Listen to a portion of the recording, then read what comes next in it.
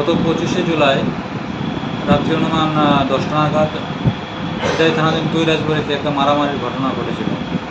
সেখানে ধানিয়েল দেববর্মা এবং কাথার দেববর্মা দুজনকে খুব ব্রুটালি মারা হয়েছিল।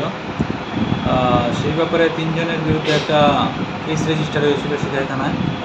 তারা হলো সমরেন্দ্র দেববর্মা, সন্তোষ দেববর্মা এবং রাকেশ দেববর্মা। যাদেরকে মারা হয়েছিল তাদের মধ্যে থেকে একজন ধানিয়েল দেববর্মা গত 1/8 এই মাসের 1 তারিখে জিবি হাসপাতালে মারা যায়। তো সেই ব্যাপারে আমরা একটা খুনের মামলা রেজিস্টার করি।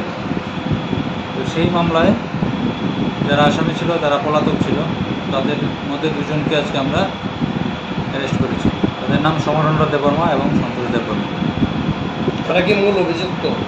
মূল অভিযুক্ত, এফআইআর নাম ছিল তাদের। আর কেউ কি যুক্ত আছে? আরেকজন আছে রাকেশ দেববর্মা, সে এখনও পলাতক। স্যার, 2 জনকে আপনারা কোথা থেকে গ্রেপ্তার করতে সফল হলেন? তাদেরকে আমরা আজকে পেশাতক থেকে নিয়ে এসেছি। কালকে কি কোর্টে ফরওয়ার্ড করা হবে? কালকে কোর্টে ফরওয়ার্ড করা হবে।